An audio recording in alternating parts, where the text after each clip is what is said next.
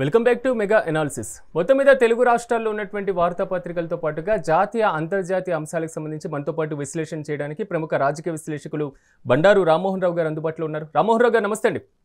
నమస్తే రామ్మోహన్ రావు గారు, ఆంధ్రప్రదేశ్ ఇష్యూకి వెళ్దాం. ఆంధ్రప్రదేశ్లో నిన్న ప్రైవేటీకరణకు సంబంధించి మెడికల్ కాలేజీల ఇష్యూలకి పీపీపీకి సంబంధించి ప్రభుత్వం కూడా తన వివరణ ఇవ్వడం జరిగింది. కానీ వారు మొత్తం వన్ సైడ్ అవ్వడం జరిగింది. ఎందుకంటే ప్రతిపక్షం లేకపోవడం, ప్రైవేటీకరణ మీద మేము ఎలా చేయబోతున్నాం, ఏం చేయబోతున్నాం అనేటువంటి ప్రతి అంశాన్ని కూడా చాలా స్పష్టంగా చెప్పడం జరిగింది. కొంత గడువు పూర్తయిన తర్వాత ఆ కళాశాలలన్నీ కూడా ప్రభుత్వానికి చెందుతాయి అనేది మాత్రం ప్రభుత్వం చెప్తున్నటువంటి మాట. నిజంగా ప్రైవేటీకరణతో ఈ పీపీపీ పద్ధతి నిర్మాణంతో లాభం ఉందా లేదా, ఇదే పెద్ద క్వశ్చన్ మార్క్గా మారుతున్నటువంటి పరిస్థితి కనబడుతుంది. వైసీపీ వాదన కూడా మీరు విన్నారు, ఏమంటారు దాని మీద? సిరాజ్, మీకు అట్లాగే మెగా న్యూస్ ప్రేక్షకులకు నమస్కారం, శుభోదయం. మొదలే మనం వివాదాంశం మొదలు పెట్టుకున్నాం, మంచిదే, నష్టం ఏం లేదు. ఆరోగ్య రంగం కనుక కొంచెం వివరణ ఇచ్చుకునే ప్రయత్నం చేసుకోవచ్చు మనం. ఇవాళ ప్రభుత్వ వాదన ఏంది? పీపీపీ అంటే పబ్లిక్ ప్రైవేట్ పార్ట్నర్షిప్ లో చేస్తామంటున్నారు. కళాశాలల సంఖ్య పెరిగింది. ఇప్పుడు దాదాపు 26 జిల్లాలు అంటే 32 కళాశాలలు ప్రభుత్వ రంగంలో వచ్చిన సందర్భం చూసినాం. ప్రైవేట్ రంగంలో చాలా ఉన్నాయి. వీటి నిర్మాణానికి 5,250 కోట్లు, 5,000 పై కోట్లు ఖర్చు అవుతాయి. ఇవి మేము ఒకేసారి పెట్టలేం కనుక ప్రైవేట్ వాళ్ళకి అప్పచెప్తాం, తర్వాత గడువు తీరిన తర్వాత మేము మళ్ళీ స్వాధీనం చేసుకుంటాం, మనకు వస్తుంది అంటారు. గడువు ఎన్ని రోజులు? 10 ఏళ్ళ, 15 ఏళ్ళ, 20 ఏళ్ళ, ఎన్ని రోజులు తీరుతుంది అనే సంగతి మనకు కష్టం అవుతుంది. ఒక నెంబర్ 1. రెండోది ఏంటంటే ఈ ప్రైవేట్ అప్పచెప్పడానికి కారణాలు ఏమిటంటే 5,000 కోట్లు పెట్టుబడి పెట్టలేమంటున్నారు. నేను ఇన్ని అనుచిత పథకాలు, రకరకాలుగా అనుచిత ఉచితాలు పెట్టి మీరు చేస్తున్నారే, 5,000 కోట్లు ఇక పథకం పేరు చెప్తే పథకాన్ని అవమానించవద్దు కనుక 5,000 కోట్లు ఒకే పథకం మీద సంవత్సరంలో ఖర్చు పెడుతున్నారే. మరి అలాంటప్పుడు ఆరోగ్య రంగంలో మెడికల్ కళాశాల నిర్మాణానికి ఇది భవిష్యత్తు పెట్టుబడి కదా, ఆరోగ్యం, విద్య, ఈ రెండు కూడా. మీరు ఎందుకు పెట్టలేకపోతున్నారు? సుమారు 4 లక్షల కోట్ల రూపాయల బడ్జెట్ సంవత్సరంలో. 4 లక్షల కోట్ల రూపాయల బడ్జెట్ 4,000 కోట్లన్న కనీసం కేటాయించలేరా ఒక సంవత్సరంలో ఈ ఆరోగ్య శాఖకు, ముఖ్యంగా ఈ కళాశాల నిర్మాణానికి? కానీ విమర్శ వస్తుంది మీ మీద, దానికి గమనించాలి. రెండవది, గతంలో ఏ కళాశాల నిర్మాణం కాలేదు, మొత్తం అంతా పట్టిదని వీళ్ళేమో అన్నాడు అన్నారు. అసత్యాలు చెప్తున్నారు. ప్రభుత్వం చూపించింది. హోంమంత్రి హంతి గారు అయితే మొత్తం అంతా చూపించారు కదా, ఏం లేదు, పిల్లల దశలో ఉన్నాయి. కానీ ప్రజలు గమనిస్తున్నారు. మళ్ళీ 7 కాలేజీలు పూర్తిగా నిర్మాణమై తయారున్నాయి, దాని సంగతి ఏందని ఇటు పక్క వైసీపీ ప్రశ్నించింది. కనుక ఈ పీపీపీ విధానంలో పైకి మంచిది అనిపించినా సరైనది కాదు. రేపు పొద్దున ఎన్నేళ్లు గడువు పెడతారు, వాళ్ళకు అప్పచెప్పిన తర్వాత వాళ్ళు ఎట్లా నిర్వహిస్తారు, ఇవన్నీ కష్టం అంటున్నారు. నా ఉద్దేశం ఏంటంటే ఆరోగ్య రంగంలో సంస్కరణలకు తప్పనిసరి కార్పొరేట్ హాస్పిటల్ తీసేయమని చెప్తాను నేను. పూర్తిగా ప్రైవేట్ రంగాన్ని మానేస్తే కష్టం. ఇవాళ ఆసుపత్రులు అందుకోలేవు, ఉన్న సౌకర్యాలు, ప్రభుత్వ ఆసుపత్రుల్లో ఉన్న సౌకర్యాలు అవి అందుకోలేవు కూడా. కనుక 2 ప్రైవేట్ పార్ట్నర్షిప్, పబ్లిక్ పార్ట్నర్షిప్ చేసుకుంటూనే ఈ నిర్మాణానికి పెట్టుబడులను మీరు ఎందుకు సమకూర్చలేకపోతున్నారు అని ఒకటి. సరే, అది పక్కన పెడదాం, మీరు పీపీపీ పద్ధతి పోతారు. కానీ చాలా మెడికల్ కళాశాలలు ఇప్పటికీ ఫ్యాకల్టీ కొరత ఉంది కదా. మీరు అందమైన భవనాలు కట్టించి మెడికల్ విద్యార్థులందరూ చేర్పించి వాళ్ళకి ప్రాక్టికల్స్ లేకుండా, బోధన పరికరాలు లేకుండా, బోధనకు సంబంధించిన అంశాలు లేకుండా, ముఖ్యంగా ఫ్యాకల్టీ లేకుండా ఎట్లా మీరు బోధించే ప్రయత్నం చేయాలి? బోధించకపోతే వాళ్ళు ఎటువంటి సరుకు బయటకు వస్తుంది? నాసిరకం సరుకు బయటకు వస్తుంది. ఉపాధ్యాయుడు తప్పు చేస్తే సమాజం మొత్తం నాశనం అయిపోతుంది. అదే వైద్యుడు తప్పు చేస్తే రోగి మరణిస్తాడు కదా. అటువంటిప్పుడు మీరు ఏ రకంగా దీన్ని సమర్థించుకుంటున్నారు అనేది 2 పక్కన ప్రశ్నిస్తున్నాను నేను. గతంలో ఈ ప్రభుత్వం పూర్తి ఏం చేయలేకపోయింది అనే ప్రశ్న అట్లాగే ఉంటే, ఇప్పుడు మీరు వచ్చారు కదా రెండోసారి అధికారంలోకి, మీరు ఏమని చెప్పి కోరుతున్నారు ప్రజలు. కనుక మెడికల్ కళాశాల విషయంలో నిర్మాణానికి 4-5 వేల కోట్ల ఖర్చు పెట్టలేకపోతున్నాం అనేది డొల్లతనం ప్రభుత్వాన్ని. ప్రైవేట్ పూర్తిగా అప్పచెప్పడానికి ఈ ప్రయత్నం చేస్తుందని వైసీపీ ఆరోపిస్తుంది. ఈ ఆరోపణలు కప్పుకోవడానికి వీళ్ళు మళ్ళీ వెనక్కి వస్తాయి మనకు కాలేజీలు అంటున్నారు. కానీ నా ఉద్దేశం ఏంటంటే ప్రైవేట్ రంగాన్ని ప్రోత్సహించే క్రమంలోనే ఇది కొంచెం వేరే రకంగా పోతుంది అంటున్నాను. దీన్ని బ్యాలెన్స్ చేసుకొని కొన్ని కళాశాలలైనా సరే ప్రభుత్వ పెట్టుబడులు పెంచాలి. ముఖ్యంగా సరే నిర్మాణాలు వాళ్ళతో చేయించినా కూడా ఫ్యాకల్టీ విషయంలో కానీ వాటి విషయంలో కానీ ఇంకా స్పష్టత ఇవ్వాల్సిన అవసరం ఉందంటున్నాను. ఎవరు నిర్వహిస్తారు ఈ ఇష్యూ? కూటమి ప్రభుత్వంకి నెగిటివ్ అవుతుంది అనుకోవచ్చు. ఎందుకంటే ఇప్పటి వరకు కూటమి ప్రభుత్వం పరిపాలన సాగుతున్నటువంటి నేపథ్యంలో వైసీపీకి ఒక ప్రచారాస్త్రంగా, ఒక ఆయుధంగా ఏది కనబడినటువంటి పరిస్థితి. కొన్ని విమర్శలు సూపర్ 6 అనేటువంటి ఇష్యూని ఒకసారి పరిశీలించిన ఈ ప్రైవేటు మెడికల్ కాలేజ్ వ్యవహారానికి సంబంధించి మాత్రం పూర్తి స్థాయిలో క్షేత్రస్థాయిలో వైసీపీ కూడా వెళ్తున్నటువంటి పరిస్థితి కనబడుతుంది అక్కడ. ప్రజలు ఇట్లా చీలిపోయింది. కార్యకర్తలు మాత్రం ప్రజలకు ఏం కావాలి? మాకు అంతిమంగా వైద్యం అంతే కదా. ప్రైవేట్ రంగాలు అందిస్తారా, ప్రభుత్వ రంగాన్ని అందిస్తారా? ప్రజలకు కావాల్సింది ఏంటి? అవుట్పుట్ కావాలి కదా. ప్రజలు ఇవన్నీ ఆలోచించారు. ఇప్పుడు వాళ్ళ రాజకీయ నాయకులు, రాజకీయ పార్టీలు ఒకరి మీద ఆరోపణలు చేసుకుంటారు. ఇది మన వరకే పరిమితి అంటున్నాను. ఇది శిష్ట వర్గాలకు మనకు ఉపరితల అంశం ఇది అంటున్నాను. ప్రజలకు కావాల్సింది మా ఊళ్ళో మంచి ఆసుపత్రి ఉండాలి కదా. మాకు వైద్యం ఏమన్నా ఇబ్బంది వస్తే వెంటనే పైసా లేకుండా, ఖర్చు లేకుండా కావాలి కదా. మేము చెప్తున్నాను కదా, లోక్సత్తా ఉద్యమ సంస్థ నుంచి మేము గతంలో పీపీపీ పద్ధతులు ఎట్లా చేస్తే ఆరోగ్య రంగాన్ని బాగు చేయొచ్చు అని స్పష్టమైన ఒక రూట్ మ్యాప్ ఇచ్చాం కేంద్ర రాష్ట్ర ప్రభుత్వాలకు, అందరికి, ఎంపీలకు, ఎమ్మెల్యేలకు. దాని గురించి ఎవరు పట్టించుకుంటాడు? కేవలం అరకొర సంస్కరణలు ఇప్పుడున్న పని వెళ్ళి తీసుకుంటే సరిపోతే నేను అనుకుంటున్నాను. వీళ్ళు తప్పు అంటున్నాను నేను. ఇవాళ 2 రకాలు పీపీపీ మోడల్ పూర్తిగా వ్యతిరేకించడం తప్పు, కానీ పీపీపీ మోడల్ అంతిమ పరిష్కారం అనేది కూడా అంతకంటే తప్పు అంటున్నారు. ఇవాళ ప్రచారాస్త్రంగా వాళ్ళు ఉపయోగించుకుంటారు, కానీ 3 ఏళ్ళు కదా, ఢిల్లీ బహుత్ దూర్ హై సిరాజ్, ఇంకా 3.5 ఏళ్ల తర్వాత ఎలక్షన్ కదా, ఇప్పుడు కాదు కదా. అప్పటికల్లా ఏమవుతుందో చెప్పలేం, కానీ ఆరోగ్య రంగాన్ని నాశనం చేస్తున్న క్రమంలో పాలకుల పాపం పెద్దది అంటున్నాను. ఇప్పుడు ప్రజలకు వైద్యం అందించడంలో ప్రభుత్వాలు విఫలమైతేనే కదా. నేను ఒక మాట చెప్తాను, ముగిస్తాను. ఇవాళ మనకు ఎన్హెచ్ఎస్ అని నేషనల్ హెల్త్ స్కీమ్ అని చెప్పి బ్రిటన్ లో 1949 లో మొదలుపెట్టారు. ప్రధానమంత్రికి సామాన్యుడికి ఒకే వైద్యం అంటుంది. అక్కడ అమెరికాలో ఆ సిస్టమ్ లేదు. అమెరికాలో వైద్యం చాలా ఖరీదైంది. నేను ఎందుకు అంటున్నాను అంటే, మనకు స్వాతంత్రం ఇచ్చిన వలస పాలకులు 49 నుంచి అనుసరిస్తున్న విధానం మనం ఎందుకు ఆలోచించేస్తున్నాం? వలస విధానాలు చాలా తీసుకున్నాం మనం. ఇవాళ తెల్లదొరలు పోయారు, నల్లదొరలు వచ్చారు, దమనకండ సాగిస్తున్నాం. కానీ ఆ తెల్లదొరలే ప్రవేశపెట్టిన ఆనాడు 1949 లో బ్రిటన్ లో ప్రవేశపెట్టిన ఆరోగ్య సేవా పథకం ఏదైతే ఉందో దాన్ని ఇప్పటికీ ఎందుకు మనకు ఆదర్శంగా తీసుకోవడం లేదు? మాట్లాడితే ఆరోగ్య బీమా వీళ్ళకి పెంచినామని, లేకుంటే ఆరోగ్యశ్రీ 10 లక్షలకు 25 లక్షలు పెంచినామని ఈ మాట్లాడుతున్నారు తప్ప, సామాన్యుడికి, ఉన్నవాడికి ఒకే వైద్యం అందించే ప్రక్రియ మొదలు పెడితే, నేషనల్ హెల్త్ స్కీమ్ ఏదైతే బ్రిటన్ ది ఆదర్శంగా తీసుకుంటే, మన దేశంలో కేవలం 2-3% ఆరోగ్య రంగానికి ఇప్పుడు కేటాయిస్తున్న దానికంటే జాతీయ ఆదాయంలో ఆటోమేటిక్ గా మంచి పరిణామాలు వస్తాయి. అందుకని ఆ వైపు పోవాలి తప్ప, ఇప్పుడు కేవలం ఒకరి మీద ఆరోపణలు చేసుకోవడం, మెడికల్ కాలేజీల విషయంలోనే అసత్యాలు బోధించుకుంటూ చెప్పుకుంటూ ఒక పేపర్ చదివితే ఓ రకంగా వస్తుంది, ఇంకో పేపర్ చదివితే ఇంకో రకంగా వస్తుంది. కోర్టు తీర్పులను కూడా వక్రీకరిస్తూ వారికి అనుకూలంగా మార్చుకుంటున్నారు. ఇది తప్పు అంటున్నాను. ఆరోగ్య రంగంలో ప్రైవేట్ పార్ట్నర్షిప్ ఆహ్వానిస్తున్నాను, కానీ అదే పరిష్కారం కాదని కూడా మనం తెలుసుకోవాలి. రామ్మోహన్ రావు గారు, తెలంగాణ ఇష్యూకి వద్దాం. తెలంగాణలో మాత్రం లోకల్ బాడీ ఎలక్షన్స్ మనం అనేక డిబేట్లలో డిస్కషన్ చేసిన ఈ దసరా లోపు మాత్రం నోటిఫికేషన్స్ వచ్చేటువంటి అవకాశం ఉంటుంది. ఎలక్షన్ కమిషన్కి మేము లేఖ రాసేస్తున్నాం.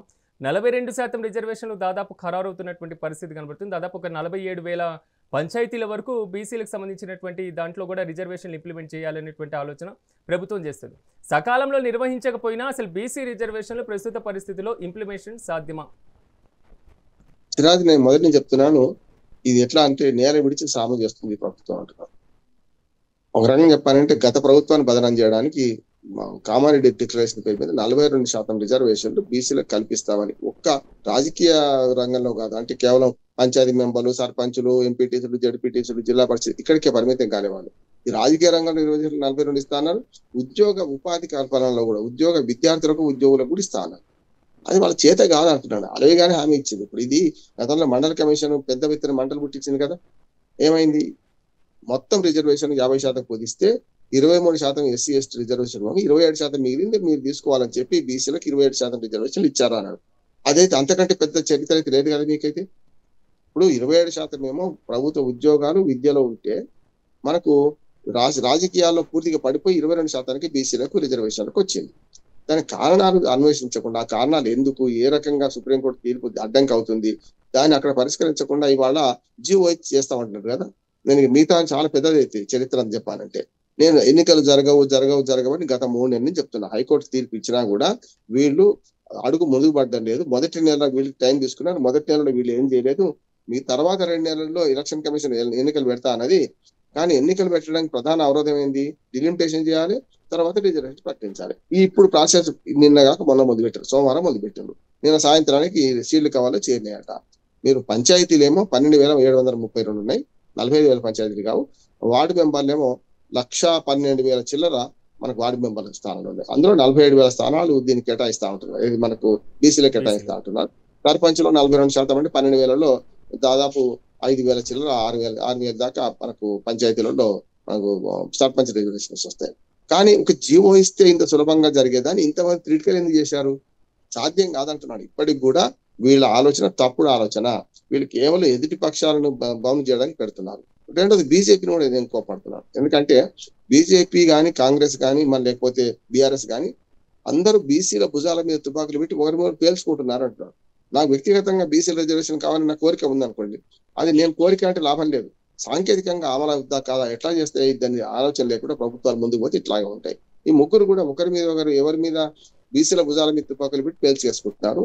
ఇవాళ జరుగుతుంది ఏంటంటే బీసీలలో పెద్ద తప్పేం చేసింది ఈ ప్రభుత్వం అంటే, బీసీ జనగణన చేశారు కదా, మొత్తం జనగణన కులగణన చేశారు. ఈ కులగణనలో గతంలో ముస్లిం బీసీలు కూడా అందులో భాగమై ఉండేవాళ్ళు. వీళ్ళ బ్యూరోక్రాట్స్ ఏం చెప్పినో అర్థం కాదు, కానీ హిందూ బీసీలు ముస్లిం బీసీలను విభజించి లెక్కలు చేయడం తప్పు.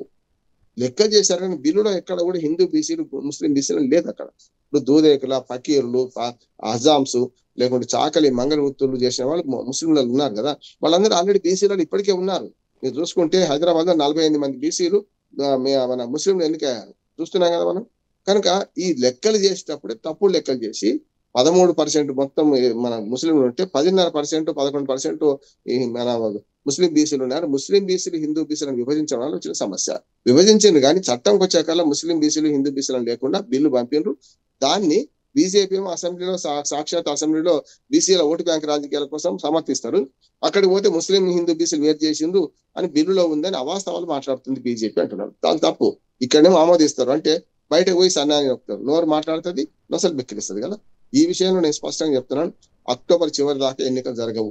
ఇప్పుడు కేవలం 30 సెప్టెంబరు గడువును అధిగమించడానికి ఏదో చేస్తున్నామని ప్రభుత్వం షోపుటప్ చేస్తున్నది. కానీ రామ్మోహన్ గారు ఆల్రెడీ పూర్తి స్థాయిలో ఇది ఒక రాజ్యాంగ విరుద్ధమని హైకోర్టులో పిటిషన్ కూడా పడడం జరిగింది. అంటే ఇలాంటి సిచ్యువేషన్ ఉన్నప్పుడు ఇలాంటి అడ్డంకులు మరింత పెరిగేటువంటి అవకాశం ఉండదా? అదే కదా నేను చెప్పేది. ఏంటంటే ఏదో ఒక జీవో తీస్తారు, ఆ జీవో మీద కోర్టుకి వెళ్తారు, ఎవరో వెళ్తారు, పోతుంది, మళ్ళీ మొదటికే వస్తుంది. ఈ ఎన్నికలు వాయిదాకే ఈ ప్రభుత్వం ప్రయత్నం చేస్తున్నది. ఇప్పుడు అందరూ ఎన్నికలు జరగవు, ఎన్నికలు జరిగితే నష్టం అవుతుంది, 6 గ్యారంటీలు ఇతర హామీలను అమలు కాలేదు, రేపు మనం ఓడిపోతామనే భయం కూడా వచ్చింది. కానీ నేనేమంటున్నానంటే ఇవాళ కేంద్ర రాష్ట్ర ప్రభుత్వం 2 ఉంటే సరిపోద్దా? స్థానిక ప్రభుత్వాలు వీటన్నిటి కూడా పంచాయతీ నుంచి మొదలు పెడితే జిల్లా పరిషత్ స్థానిక ప్రభుత్వాలు, అట్లా మున్సిపాలిటీస్ నుంచి కార్పొరేషన్ వరకు కూడా స్థానిక ప్రభుత్వాలు నిర్వీర్యం చేసి దాదాపు 18 నెలలు అంటే 20 నెలలు అవుతుంది పంచాయతీ ఎన్నికలు జరగాల్సిన టైం గడువు దాటిపోయి, పంచాయతీ సర్పంచులను వార్డు మెంబర్లు పోయి, అట్లాగే జెడ్పీటీసీ, ఎంపీటీసీ, మున్సిపాలిటీస్ అన్ని కూడా పోయిన జూన్ 16 నెలలు, అది కూడా 16 నెలలు అయిపోయింది. అంటే గ్రామీణ పాలన కుంటుపడ్డది. అంతకంటే ముఖ్యం 32,000 కోట్లు, 3,200 కోట్ల రూపాయలు, 3,200 కోట్ల రూపాయలు కేంద్ర ప్రభుత్వం నుంచి గ్రాంట్ గా రావాల్సి ఉన్నది పంచాయతీలకు. అది పంచాయతీ ఎన్నికలు జరిగితేనే ఇస్తారు, అది దానికి రూల్. అది కనుక ఎన్నికైన ప్రభుత్వాలు లేకుండా ఇవ్వరు కదా, మరి అది కుంటుపడ్డే డబ్బులు వస్తలేవు కదా. ఇవాళ నిన్నగాక మొన్న పంచాయతీ కార్యదర్శులు అందరూ సమ్మె చేస్తాం మేము, రేపు పొద్దున మనకు తెలంగాణలో అయితే మీకు బతుకమ్మ పండుగకు ఏర్పాటు చేయడానికి కూడా డబ్బులు లేవు మా దగ్గర, మేము ఎట్లా చేయమంటారు, సదర బతుకమ్మ దగ్గరకు వస్తుంది, మేము డబ్బులు జేబుల నుంచి పెట్టుకొని చేయాలా, మా ఉద్యోగ జీతం అంతా 25,000 రూపాయలు వస్తే మేము 25,000 రూపాయలు నెలలో ఖర్చు పెట్టినప్పుడు మా ఊళ్ళో సౌకర్యాలు ఏర్పాటు చేయలేమని, లైట్లు లేవు, పరిశుద్ధం లేదు, కనీసం సున్నం వేసేవాడు కూడా దిక్కులేడు. ఈ పరిస్థితులలో బతుకమ్మ పండుగ ఏర్పాటు ఎట్లా చేయాలనే సమస్య వస్తుంది. కనుక ఇప్పుడైతే గతజల సేతుబంధనం అవుతుంది, వెంటనే కనీసం ఈ పండుగల సందర్భంగా చేసే ఏర్పాట్లకైనా నిధులు మంజూరు చేయాలి రాష్ట్ర ప్రభుత్వం. రాష్ట్ర ప్రభుత్వం గత 2 ఏళ్లుగా పంచాయతీలకు ఒక్క రూపాయి కూడా రిలీజ్ చేయలేదు, పంచాయతీ ఇటువంటి సౌకర్యాల కోసం చేయలేదు.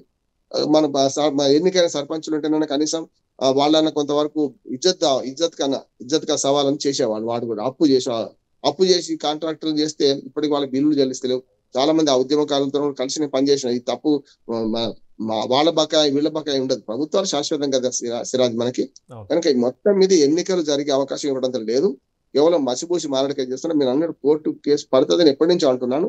మీరు కోర్టుకు పోవద్దు అని ఎంతమంది నియంత్రించగలుగుతారు? గుర్రమూతికి ఎవరు పట్టగలుగుతారు?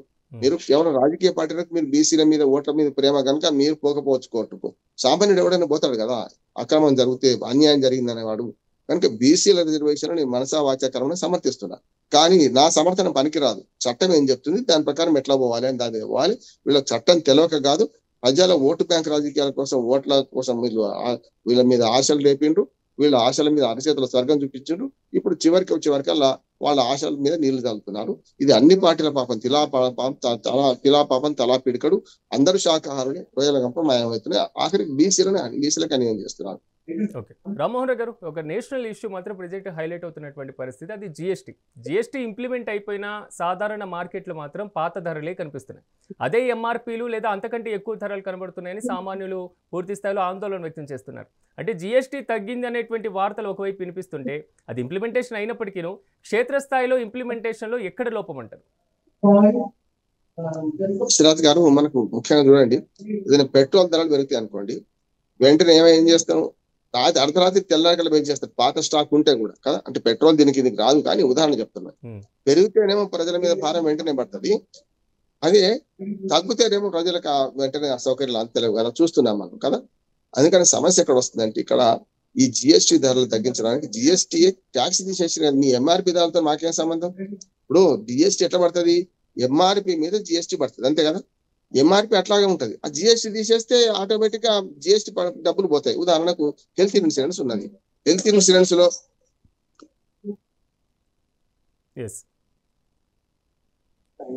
హెల్త్ ఇన్సూరెన్స్ లో ఇవాళ చూస్తున్నాం మనం 18% మొన్నటి దాకా హెల్త్ ఇన్సూరెన్స్ లో బీమాకు ఉండే, ఏది మనకు ఆరోగ్య బీమా కింద. కానీ ఏమైంది, హెల్త్ ఇన్సూరెన్స్ తీసేసింది కదా, వెంటనే అమల్లోకి రావాలి. కొత్త ఇన్సూరెన్స్ పాలసీ తీసుకున్న ప్రతి వాడికి కూడా 22 సెప్టెంబర్ నుంచి ఆ 18% పోయింది కనుక తీసేసి తీయాలి. ఉదాహరణకు చిన్న ఉదాహరణ చెప్తాను, ₹1,00,000 ప్రీమియం కట్టాల్సింది హెల్త్ ఇన్సూరెన్స్ కు. గతంలో 1,00,000 + 18,000 వసూలు చేసేవాళ్ళు కదా. ఈ 18,000 అదనం కదా, ఇది పోయిందంటే పోవాల్సింది కదా. ఎంఆర్పికి దీనికి బోడగుండుకు మోకాటుకు జత చేసినట్టు కదా. అందుకని దీని మీద మీరు అట్లా చేస్తే చర్యలు తీసుకుంటామని ప్రభుత్వం ప్రకటించింది. ప్రభుత్వం ఏం చేయాలంటే, ఇప్పుడు ఈ దీపావళి సందర్భంగా, దసరా సందర్భంగా, ఈ పండుగల సందర్భంగా సింగరేణి వాళ్ళకు కూడా ఇప్పుడు బోనస్ వచ్చింది. ఇది చాలా గ్యాడ్జెట్స్ కొంటుంటారు. మీరు చూస్తే ఖమ్మం నుంచి మొదలుకొని, కొత్తగూడెం నుంచి మొదలుకొని, ఇటు పక్క మన మంచిర్యాల మందమరి దాకా ఏది కోల్ బెల్ట్ ఉంది కదా, సింగరేణి బెల్ట్ ఏరియాలో చాలా పెద్ద ఎత్తున ఇవాళ కొనుగోలు జరుగుతాయి. మిగతా అక్కడ కూడా జరుగుతాయి పండుగల సందర్భంగా. అంటే ఇవాళ మీరు పాత జిఎస్టీ తీసేసి కొత్త జిఎస్టీ అమల్లోకి వచ్చినాక కూడా మీరు ఇంకా ఏం చేయలేకపోతున్నారంటే అర్థమైంది, ప్రభుత్వం చేస్తున్నట్టు కూర్చున్నది. ఈ వెంటనే ఈ ఫలితాలు ప్రజలకు అందేటట్టు చేయాలి. ఎంఆర్పి ధరతో సంబంధం లేదు, మీరు వేసే GST, central GST, state GST అది పోతుంది కదా. మీరు బిల్ వేసేటప్పుడు ఆ 2 జిఎస్టీలు తీసేసి చేయాలి కదా. 5% వచ్చినాయా, లేకపోతే 12% 18% వచ్చినాయా చేయాలి కదా. ఆ ఉద్దేశం జిఎస్టీ ఫలితాలు అందకుండా చేసేది ఈ మనకు ఏవైతే షాపుల వాళ్ళు చేస్తున్నారో ఈ మోసాన్ని అరికట్టడానికి వెంటనే ప్రభుత్వం రంగంలోకి దిగాలి. కేంద్ర రాష్ట్ర ప్రభుత్వాలు మీ ఇద్దరికి కూడా వాటా ఉంది కదా జిఎస్టీలో, ఈ రెండు కూడా చర్యలు తీసుకోవాలి. లేకపోతే ప్రజలకు అన్యాయం చేసినట్టు అవుతుంది. మీరు దీపావళి ధమాకా, దసరా ముందే వచ్చినట్టు లెక్క అనంటే మాత్రం ఇది కేవలం మాటలకి పరిమితం అవుతుంది. కేంద్ర ప్రభుత్వం జిఎస్టీ వెసులుబాటు ఇచ్చింది, దాన్ని అమలు చేయాల్సిన బాధ్యత రాష్ట్ర అధికారులు కూడా ఉంది, కేంద్ర అధికారులు ఉంది. ఈ రెండు చేయాల్సిన అవసరం ఉంది. ఈ ఫలితాలను వెంటనే ప్రజలకు ఇన్స్టాంట్ గా అందాల్సిన అవసరం అయితే ఉన్నది. రామ్మోహన్ రావు గారు, ఒక ఇంటర్నేషనల్ ఇష్యూ కూడా మనం తీసుకుందాం. ట్రంప్ వ్యవహారానికి సంబంధించి ట్రంప్ మరోసారి తన దురుసు ప్రవర్తన అదే వ్యాఖ్యలు చేయడం జరిగింది. ఈసారి ఐక్యరాజ్య సమితి మీద కామెంట్స్ చేయడం జరిగింది. మరి ముఖ్యంగా రష్యా, చైనాకు సంబంధించి, భారతదేశానికి సంబంధించి ఈ త్రయాన్ని మీద కూడా విమర్శలు చేస్తున్నటువంటి పరిస్థితి కనబడుతుంది. రష్యా ఉక్రెయిన్తో చేస్తున్నటువంటి యుద్ధానికి సంబంధించి ఆర్థిక సహాయాన్ని భారత్, చైనా అందిస్తున్నాయి. ఇది ట్రంప్ చెప్తున్నటువంటి మాటలు. ఎందుకు ఇంత అక్కసు అనుకోవాలి దీన్ని, లేకపోతే అంతర్జాతీయ భారత ఎదుగుదలను చూసి ఓర్వలేని తరం అనుకోవాలా, లేదా అసలు ఎందుకు ట్రంప్ ఒక అగ్రరాజ్యానికి అధినేతగా ఉండి ఇలాంటి కామెంట్ చేయాల్సినటువంటి అవసరం ఎందుకు వస్తుంది? ట్రంప్ తెంపరితనం కొత్తది కాదు. 2016 నుంచి 20 దాకా చూసినాం, 24, 25 నుంచి ఇప్పుడు మళ్ళీ కొత్తగా చూస్తున్నాం. ఆయన టెంపరితనం తక్కువదేం కాదు, కానీ మళ్ళీ పాత రికార్డు మళ్ళీ మొదలు పెట్టారు. ఇప్పుడు కేఏ పాల్కు ట్రంప్ ఏం తేడా తెలియదంట, తేడా లేదంటారు. 9 యుద్ధాలు ఆపిండేటి ఇప్పుడు ట్రంప్. మన గతంలో పిట్టల ద్వారా, లేకపోతే మనకు ఊళ్ళలో తిరిగే బిచ్చం ఎత్తుకునే వాళ్ళు ఉండేవాళ్ళు, చాలా అవాకులు జవాబు ఏది పడితే అది మాట్లాడుతూ ప్రజలు రంజింపజేసేవాళ్ళు. అందుకని కేఏ పాల్ని అవమానించడం కాదు, కేఏ పాల్ గారు విలువ పెంచడమే. కేఏ పాల్ గారు ఏం మాట్లాడినా చెల్తుంది, యుద్ధాల అభినాలు చెల్తుంది, ఇంకేం మాట్లాడినా చెల్తుంది, నష్టమేం లేదు, మనం నవ్వుకొని ఊరుకుంటాం. కానీ ట్రంప్ మాట్లాడే మాటలు ఎడిగి ఉండాలి కదా. ఇప్పుడు ఇప్పటిదాకా ఒక మాట మాట్లాడి మళ్ళీ నిన్న నుంచి మళ్ళీ అదే మొత్తుకుంటున్నారు. అవును, రష్యా కట మనం రష్యా ఉక్రెయిన్ యుద్ధం ఆపలేక ఆడలేక మధ్యలో వాడన్నట్టు 9 యుద్ధాలు ఆపిన వాడు ఎందుకు ఆపలేదు? నేను కనుక అప్పటికే ప్రైమ్ మినిస్టర్ ఉంటే, మన అధ్యక్షుడు ఉంటే ఎప్పుడు యుద్ధం మొదలే కాకపోయేది అన్నారు కదా. మరి యుద్ధం మొదలు కాకుండా చేద్దాం అనుకున్నవాడు మరి ఇప్పుడు ఎందుకు దీన్ని ఆపలేకపోతున్నాడు? మన మీద అక్కసు ఎందుకు అంటే, ఇప్పుడు అత్తం మీద కోపం తుత్తం మీద ఇస్తున్నారు. నిజంగానే దిగుమతులు చేసుకోవద్దు మనం అంటున్నారు కదా. చమురు మనం తీసుకోవడం వల్ల చమురు తీసుకోవడం వాళ్ళకు చైనా కానీ ఇండియా కానీ ఎక్కువ నిధులు సమకూరుస్తుంది అంటున్నారు. వాళ్ళు యుద్ధానికి వాడుకుంటారా, వాళ్ళు దేని వాడు వాళ్ళ ఇష్టం, మనకు సంబంధం లేదు కదా. మనం ఆ ఇంధనం ఎక్కడ చౌక దొరికితే అక్కడ కొనుక్కుంటాం. రెండు పెద్ద అవరోధాలు ఉన్నాయి సిరాజ్ మనకి. ఒకటేమో పైకి చెప్పే కారణమేమో రష్యా నుంచి ఇంధనం కొంటున్నారు, లేకుంటే ఆయుధాలు సప్లై చేసుకుంటున్నారు, మానిస్ చేసుకోండి. అదిగా ఆ సమస్య. వాళ్ళ వ్యవసాయ ఉత్పత్తులను పెద్ద ఎత్తున మన దేశంలోకి దిగుమతి చేయడానికి, ముఖ్యంగా పాల ఉత్పత్తులు, లేకుంటే మొక్కజొన్నలు, ఇవన్నీ కూడా మన దగ్గర దిగుమతి చేయడానికి మనం అంగీకరిస్తలేము. ఎంఎస్పి మనకు మినిమం మన మీ చిన్న తరహా మధ్య తరహా పరిశ్రమలు దెబ్బతినకుండా మనం చూసుకుంటున్నాం, మన వ్యవసాయదారులు నష్టపోకుండా చూసుకుంటున్నాం. అది అక్కస్ అంతా. వాళ్ళ ఉద్దేశం అంతా ఒకటే. ఆ అక్కసును డైరెక్ట్ గా చెప్పిన వాడు ట్రంప్ కాదు. మొన్నటిదాకా ఉన్న వాణిజ్య శాఖ సలహాదారు ఏమన్నాడంటే, అనే పేరుతో ఉంది, ఆయన ఏమంటారంటే 140 కోట్ల మంది ప్రజలు ఉన్నది జన ఒక్క మొక్కజొన్న కంకిని కూడా మీరు దిగుమతి చేసుకోలేరా అమెరికా నుంచి అంటున్నారు. అవును, చేసుకోమంటున్నాడు. గతంలో కేసీఆర్ గారు వరి వేస్తే ఉరి అంటే చాలా పెద్ద ఎత్తున మనం అన్నాం, వ్యవసాయం దండిగా అంటే ఆయన చంద్రబాబు నాయుడు అన్నట్టు మనం ఒక మాట కాగానే వెంటాడంటాం. కానీ మనం వరి వేస్తే ఉరి అన్నప్పుడు తెలంగాణలో చాలా మొక్కజొన్న పంట పండింది, ఎక్కువ మంది మొక్కజొన్న మారితే అప్పుడు ఇదే కేంద్ర ప్రభుత్వం దిగుమతి చేసుకుంది. ఇదే బీజేపీ ప్రభుత్వం గత 11 ఏళ్ళుగా ఉన్నది. నేను చెప్పేది 2016, 17, 18లో. తప్పు కదా. అంటే మనకు మొక్కజొన్నలు ఉంటే మనం దిగుమతి చేసుకోవాల్సిన అవసరం లేదు, మన మొక్కజొన్నలు మనం చేసుకోవాలి, వ్యవసాయదారులను ప్రోత్సహించాలి. అట్లా దిగుమతుల విధానంలో ఇప్పటిదాకా అనుసరించిన పద్ధతికి వ్యతిరేకంగా మనం మోడీ గారు ఇప్పుడు మంచి ప్రవర్తన చేస్తున్నాడు. ఎందుకంటే మేము పాలు కానీ పాల ఉత్పత్తులు కానీ వ్యవసాయానికి సంబంధించిన ఏవి కూడా దిగుమతి చేసుకోమంటున్నాను. కరెక్ట్ అంటున్నాను నేను ఆ పాలసీ. అయితే అంత కఠినంగా ఉండడం వల్లే మన మీద అకస్తం చేస్తున్నాడు. ఇవాళ నిన్నటి నుంచి అయితే రకరకాల వ్యాఖ్యలు చేస్తున్నారు. కానీ వాళ్ళేమి యురేనియం దిగుమతి చేసుకుంటారు అమెరికా, రష్యా నుంచి. మీలాంటి విలేకరులు అడిగితే తత్రపడుతున్నాడు ఇదే ట్రంప్. మీరు యురేనియం దిగుమతి చేసుకోవచ్చు, ఇతర ఖనిజాలు దిగుమతి చేసుకోవచ్చు, మీకు చాలా వరకు రసాయనిక ఎరువులు దిగుమతి చేసుకోవచ్చు. రష్యా నుంచి అమెరికా చేసుకుంటుంది ఇప్పుడు. అది ఎంతో తెలియదు నాకు అని దాటేసిండు ప్రశ్న. ఇప్పుడు ట్రంప్ తెంపరితనం ఎట్లా వచ్చిందంటే, వాళ్ళిద్దరు అంటే అత్త మీద కోపం దుత్త మీద ఎందుకంటే రష్యా మీద కోపం మన భారతదేశం మీద చూపిస్తున్నారు. ఇది చెల్లదు. మన భారత ప్రభుత్వం, మోడీ ఉంటాడా లేకుంటే ఎవరు సమస్య కాదు, మన భారత ప్రభుత్వం, మన ప్రధానమంత్రి మోడీ, మన అందరికి ప్రధానమంత్రి తీసుకున్న నిర్ణయాలు ఏవైతున్నాయో అది స్పష్టంగా సమర్థించాల్సిందే. వాళ్ళ వ్యవసాయ ఉత్పత్తులను మన దేశంలో రానివ్వకుండా ఉండాల్సిందే. దీనికి ఎంత మూల్యమైనా చెల్లించాల్సిందే. కానీ రెండోది కూడా మూల్యం చెల్లించాల్సిన అవసరం లేకుండా కూడా కొన్ని ద్వారాలు తెరుచుకుంటుంది. ఒక మాట చెప్పి ముగిస్తాను నేను. ఇవాళ పిల్లిని గదిలో వేసి కొడితే పిల్లి కూడా తిరగబడుతుంది. మన భారతదేశం గురించి ఎంత అవాకు చెవాకులు అనే పేరు, ఎంత కక్ష సాధింపు చేస్తాం అనుకుంటే అంత మనం తిరగబడే ప్రయత్నం చేస్తాం. ఒక తలుపు మూసుకపోతే ఇంకో తలుపు ఆటోమేటిక్ తెరుచుకుంటుంది.